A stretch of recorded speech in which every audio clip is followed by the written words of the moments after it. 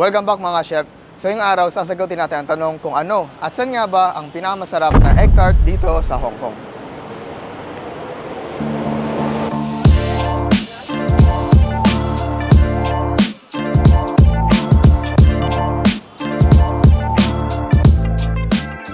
So una natin pinuntahan ito ang Taichung Bakery kasi sila ang one of the oldest bakery dito sa Hong Kong, and also sinasabi nila na sila nakaimbento ng rich, buttery, and crumbly crust ng egg tart na simula pa noong 1954. So ngayon nga, titingnan na natin kanilang egg tart.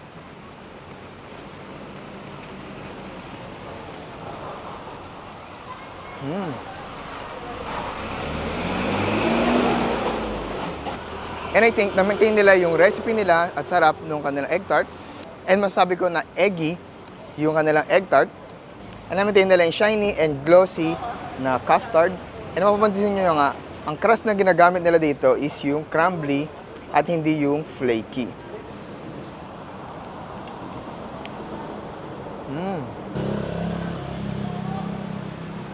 Kaya masabi ko nga na one of the best pa rin ng egg tart ng Taichung Bakery.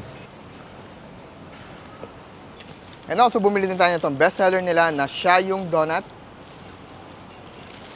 So, ito yung Shayong Donut nila. So, yung donut nila is medyo airy and hindi siya kagaya ng the usual donut na bilog. So, as you can see. At pag kinagat nyo, makikita nyo na airy sa loob, and yung texture niya pag kinagat is parang siyang scrambled egg na ginawang tinapay. So, napaka-eggy nung lasa nung kanilang donut. This is very unusual and very different dun sa mga donut na usual. Kahit yung sa donut na binibili natin sa Pilipinas. So, this Shayong Donut is also a must try dito sa Taichung Bakery. Alam niyo ba nagsimula ang egg tart noong 1920 pa na introduce ng British colony?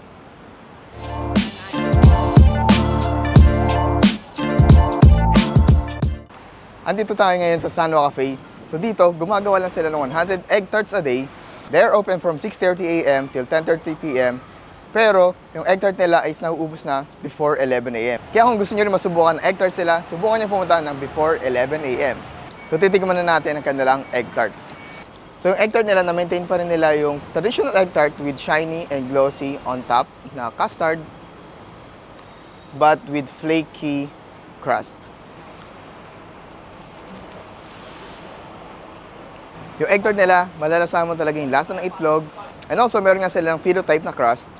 Kaya medyo flaky siya and crispy.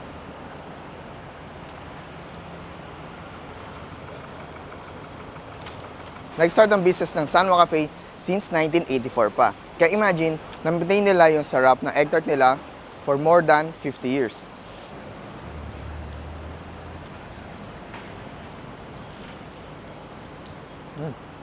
Original na egg tart ay may rich, buttery, and crumbly crust, pero later on, gumagamit na silang phyllo or puff pastry na nagsimula pa sa Macanese.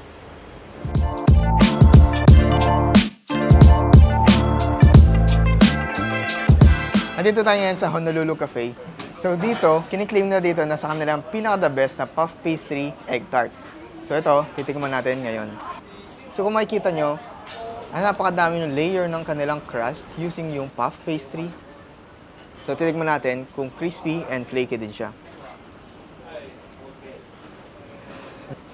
So, makikita nyo dito, ay yung layers ng crust ng kanilang egg tart. At makikita nyo sobrang creamy din ng kanilang custard. So, may distinct taste din yung kanilang egg tart compared dun sa mga other egg tarts na natikman natin, na parang nasa middle siya ng matamis at eggy na flavor.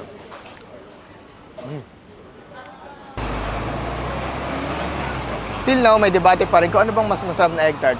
Yung may rich, buttery, and crumbly crust or yung flaky crust.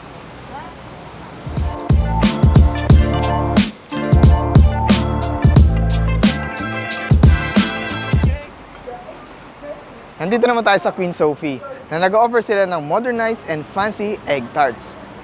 And also, nag-offer pa rin sila ng traditional egg tarts and also Portuguese egg tarts. So ito na nga, titikman na natin ang kanilang egg tart. So natin tatry ang kanilang traditional egg tart. They're claiming ng kanilang crust is made of 300 layers of pastry sheet. So I expect that this will be very flaky. So as you can see, flaky talaga ang kanilang crust. And yung custard nila is a little orangey. Pero yung taste niya, may hint ng lemon, which is unusual sa egg tarts. Pero usual naman yung lemon na hint sa mga custards. Next natin titikman ang kanilang Portuguese egg tart. So makikita nyo dito, meron siyang slightly burnt on top, which is yun yung usually sa mga Portuguese egg tart. Tingnan natin kung ibaba yung lasa ng custard nito.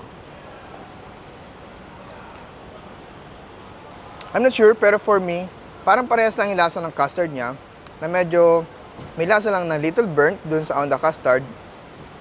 But let me know if matikman nyo to at makompare, if parehas nga ba yung lasa ng egg tart nila and yung Portuguese egg tart.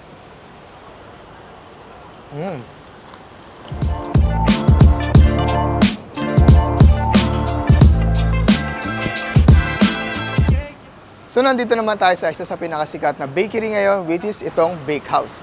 Hindi lang sila sumikat dahil sa kanilang egg tart, sumikat sila dahil sa dami ng masasarap na tinapay na kanilang binibenta. Kaya tara, tikman natin. So ito, titikman na natin ang kanilang egg tart. So medyo malayo na siya sa authentic or traditional egg tart ng Hong Kong dahil gumamit na sila dito ng sourdough as a crust, and also yung custard na gamit nila or yung pagkakaluto is mas malapit na sa Portuguese egg tart. So pero titikman na natin siya. So even though gumamit na sila ng sourdough crust, yung crust nila is flaky pa rin, but yung custard nila is medyo matamis siya compared dun sa traditional egg tart ng Hong Kong na medyo eggy yung lasa. So ito, medyo lasa siyang custard, more on the dessert side. So if you have sweet tooth like me, I think magugustuhan niya rin itong egg tart ng Bakehouse dahil medyo matamis siya, and also masarap yung flaky crust nila.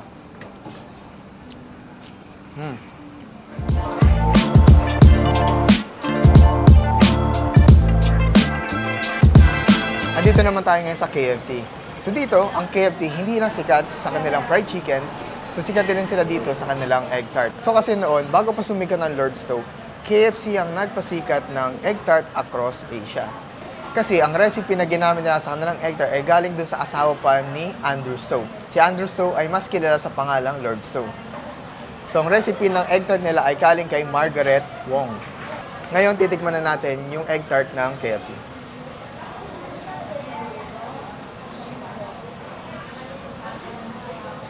So sa egg tart nila, gumamit sila ng flaky crust.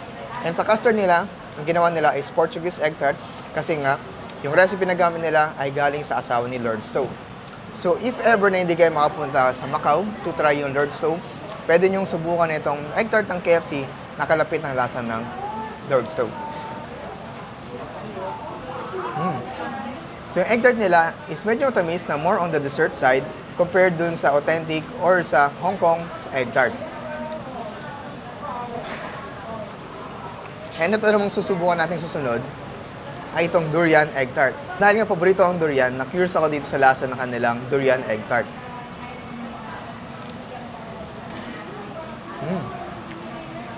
So yan, kung makikita nyo, meron siyang feeling sa ilalim ng durian. Na yung lasa ng durian dito sa egg tart nila ay medyo subtle lang at hindi overpowering. So kahit hindi ka durian lover, I think na magugustuhan nyo rin yung kanilang durian egg tart. Although, this is limited edition lang. So if ever na makapunta kayo, maaaring wala na tong durian egg tart nila. Ayan, naumay na nga ako kakain ng egg tart ngayong araw na to. Sabi nila, itong traditional bakeries and traditional egg tart ng Hong Kong ay unti-unti nang nawawala. Kaya kung mapadpad mo kayo at madaanan yung isa sa mga bakery na nadaanan at nakain natin ng egg tart ngayong araw na to, make sure to buy a few pieces before mawala itong traditional egg tart ng Hong Kong. So sa tanong nga na ano at saan nga ba ang masarap na egg tart dito sa Hong Kong, I think this is subjective or depende sa preference mo. Kung gusto mo ng matamis or flaky or kung gusto mo ng crumbly at medyo eggy. So depende kung saan yung mas gusto mong egg tart. But I suggest to try itong different kind of egg tarts dito sa Hong Kong, especially yung traditional. So mga ka-chef, kung nagustuhan niyo ating food venture today, huwag niyo kalimutan mag-like, share, and subscribe. At comment down below kung ano ba yung nagustuhan or gusto nyo itry na egg tart dito sa Hong Kong. See you!